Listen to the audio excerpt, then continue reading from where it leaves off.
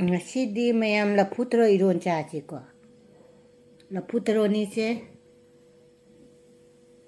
Yongchak musin murame lafu thoro gi mai di lafu kaino che. Ina tongana si lautu e ko si na lafu thoro iron ge ngasi.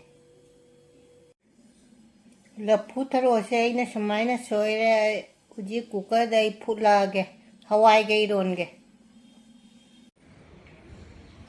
Mayam ngasi di Swgri jeng halakai gi Swgri se Swgri jame ko si sina toningok ne ba toningok se khangde si de yekta na kupi do siga laire dugai sina morok masinga tha bane ko morok masinga se dum jendiem ji su khatang tau ji ke chonggale atai sing di poda mo tha di dum akoi sigi sat ki view jeng halake sattagi akoi se jaga se sine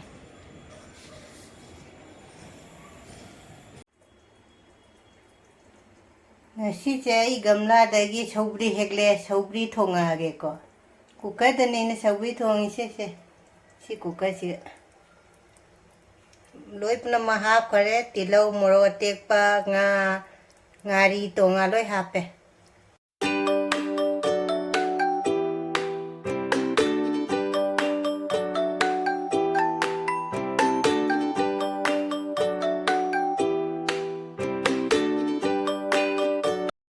Mayam punama khoramjari ngasi amuka anauba video ma pura lae mayam ga Swgri kirpa dagi ngasi ai haidi khanau na ba se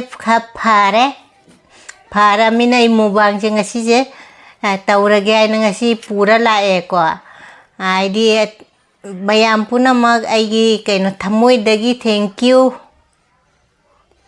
kari hai doino khangde ko ai di hai badi jamna hai tabani na ne ngasi di ai chak charage ati chak che pura lae ko mayam puna ai di punamak aina ne hanna thaga chari ko ai di ngasi se charasi ai se bi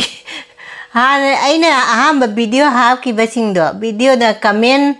haidi ngi Aidi mina comment aidi kaino da video jengaga aidi like ka subscribe kai kradi tauraga ne comment piba de comment gi reply piba ga che khangam amba khangam de ko haidi angang aidi gi nau pi Anita Devido aduna hai se nang video mi gi video jenga comment chu taude de gai nangona comment lai se reply ka ma pi de ai haidi aina ba du pina brang khangda bai je khangde ba ka sum barsi maram da khangda bani na reply pina bra ka aina na comment ju tawna bro ma bi chet na comment ju tawde reply ju tawde aigon je ang tambada angang khangde han khangde ko angang de chu tamba jai han de chu tamba jai ai di khangda bina ka sum khangda ha ai gi video mamang gi video chingdu ga ne duga di amba kai comment chu ai di reply ga ma pi de ko khangda mina pi de ai ba de mana hai ba de kharani ai di kui di go ina reply pirak pa de comment tawba ga se wa ngang na David ai se wa ngang na David ang chak se cha ba hora si ko ai de lai da hana ka si mathen ching se haira ge ngasi mathen ching se ina che lafu thoro do ai ngasai lafu thoro utki ba du lafu thoro do asiga chana tanghai ge ro le ko sina Swgri siga khoi nga kaino ne ataw ba thae ko dugai gi sina khajinga di mayam hai don kobi lai gi makoka dei ko khamen ka mayam khajing ha pa ga dei salat na ka thabi ma lai re dei chana ga khumdum ga thongbam chana khumdum che ai gi ni pa jam pa me mai tiffin gi tamang ka thongba ni chana khumdum mam lai re nga ataw bom lai re de lafu thoro bora am lai re ai gi pamjaba jongcha ma lai re ko mayam ai di lai gi hana khara kala se aduga cha ba hawra se lafu thoro iron ba de kaino Swgri dugai gi kaino mayam ko de chana thongba dugai Lafu thoro bora nga kharaga katlasiko laida laigi siga thamgrasi mayam chamina rase aidi mayam karina lafu thoro iron base aidi jam pambani nane aidi lafu thoro iron base aidi aina ne aidi kuire chabada ne mahau jawda mane aduna khatang che morok satak tawna chaning bado se nga siga ilage ko mayam se mayam chamina rase jam hauga di mal lafu thoro iron base lafu thoro ga chana ken tangai do ko iron mane ko de salat na ina ko bi manata bi jarak tare ko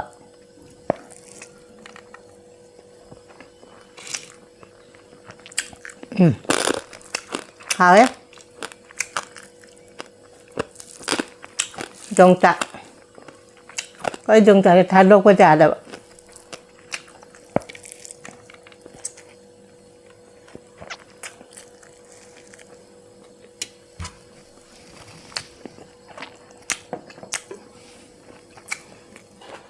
Swgri mấy đặc chứ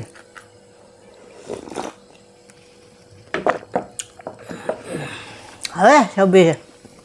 anh cả đấy anh cầm lại để thả ra vào đó là phụ trách đường một sáng nào ấy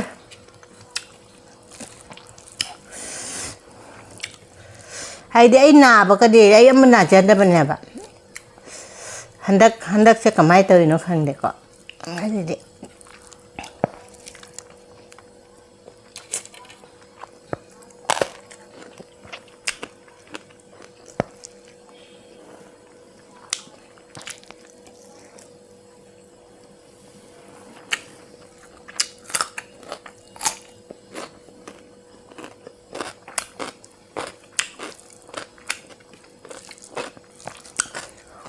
Mayam ngon sidi khale mau la su ka sum kai de ko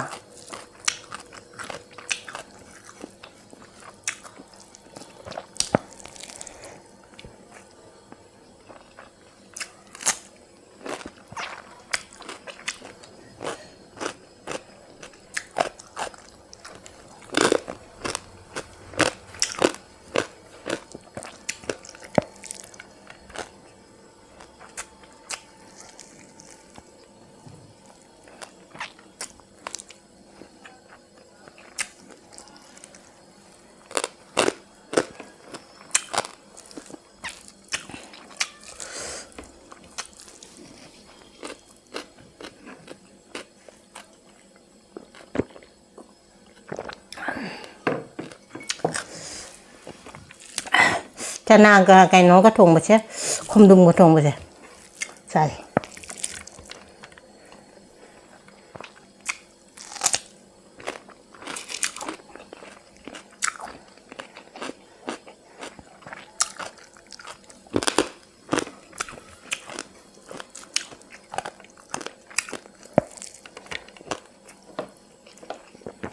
là phút rồi mới làm hả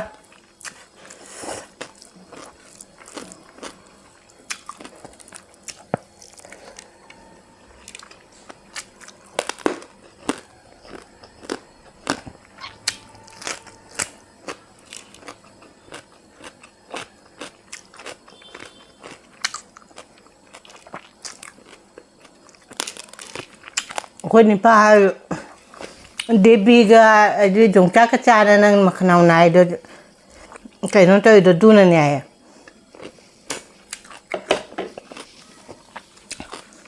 ay ja sanga man yan pa me ba cha ba cha khajing mayam cha khajing khamen ne ko bilay ne thong ne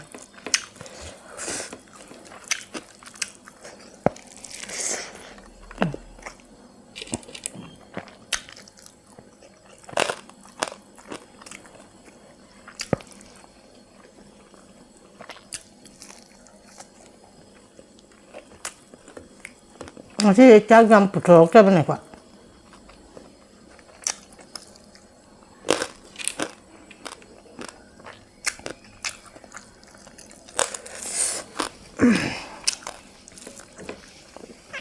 Swgri ꯁꯧꯒ꯭ꯔꯤ ꯌꯥꯝ ꯍꯥꯎꯔꯦ ꯏꯁꯥꯅ ꯊꯥꯖꯕꯅꯤꯅ ꯉꯥꯒꯁꯦ ꯉꯥ ꯑꯇꯥꯎꯕꯅꯤꯅ ꯍꯥꯞꯄꯤꯁꯦ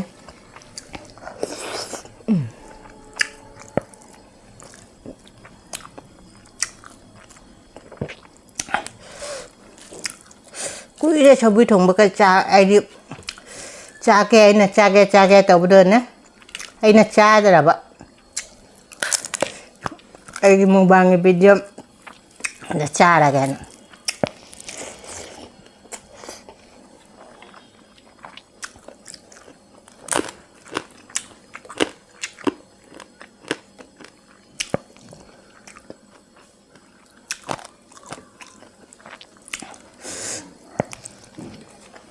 하왜 소비도 타고 있나요?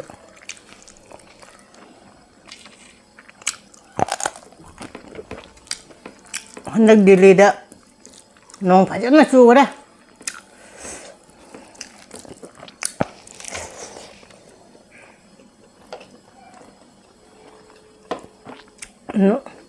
nong numi humni marini 파잖아 죽어라.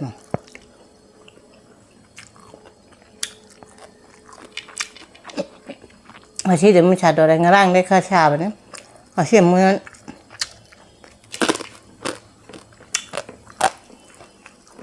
nong coba tuh ingai di noise inham tacang ber main nak kalu lah pak.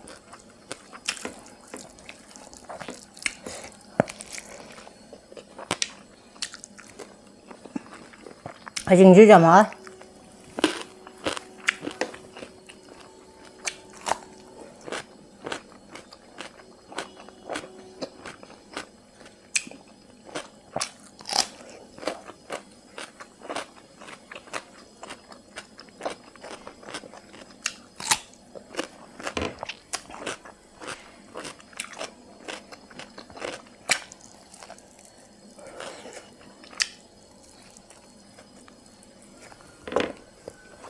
Ngasing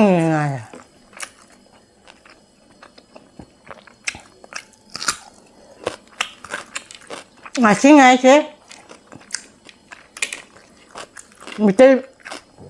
mite rona ni ngasing aja me akai no da ni me yang non dari rawai bane ba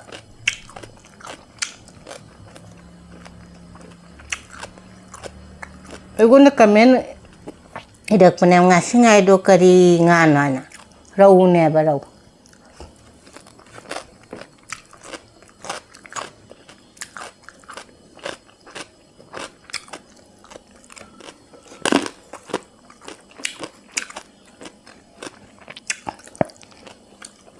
kuira semalam maten ga sada ba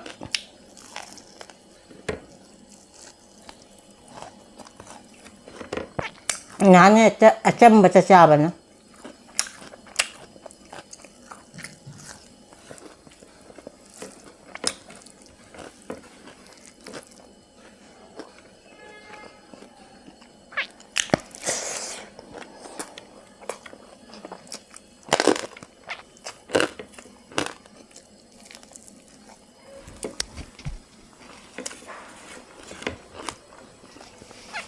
Swgri Thongba.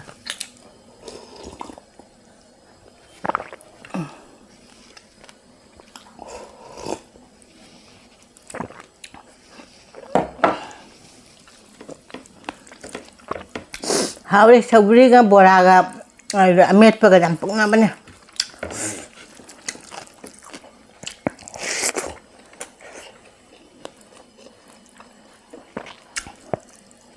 Ayo Lafu eromba sih. Masih jam hafter.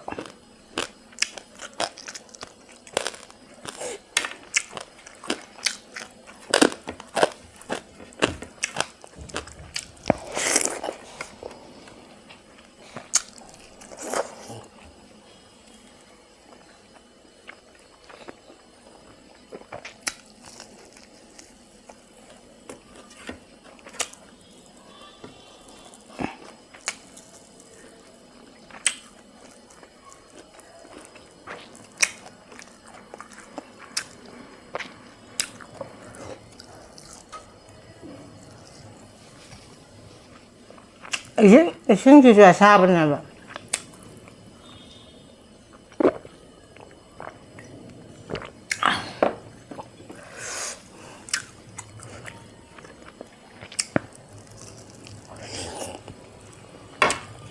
nga tao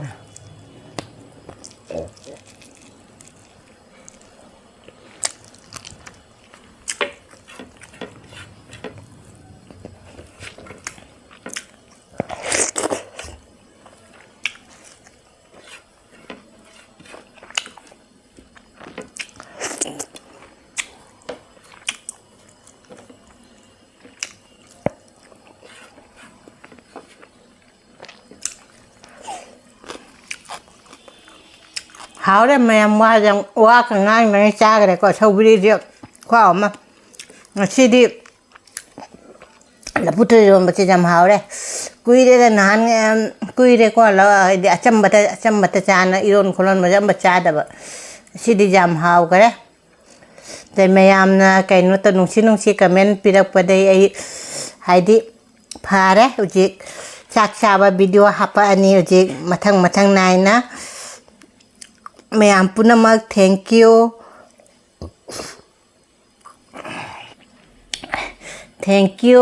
แม่ยามนุงชิบะคอมเมนต์ปิรักประเดี๋ยว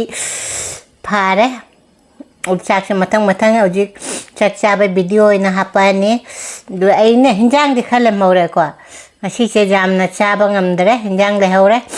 ขจิงทงบัชเลยเอาเลยอีรมบักตั้งกันเลยเอาเลยกว่าแต่ดิลอยชากันเลยทับบีซีกะไอ้ดิอุจิจามหินจันในจันนิงเดบันเองอาชีไอ้ดิสิ่งที่ชัวชาบันให้นะไทยเมียไปสิ่งที่ชัวอาชีดิhao đấy mày am này đi chắc cha với video happy đâu hay bữa đó là chỉ để cái video chắc cha với xe ơi nó đâm happy này mà thằng này na mày am pun nak maksud nada na bohono uji cái đi tham tha ola cái đi kalen sa baga ing baga ondor ko se mi sin se khara dum cái nó to bon ai na ba đi na gan dam ne am na dam ne handak tan ne khara cái mai toi no khang de chu ko to mày am chu nada na bohono ko de ai cái video se anau ba jeng ba jaw la su jeng ba nungai di subscribe like share to san ba ka nung si ba comment pi ro mathang da su hau ba ma sara ge ngasi se thamme bye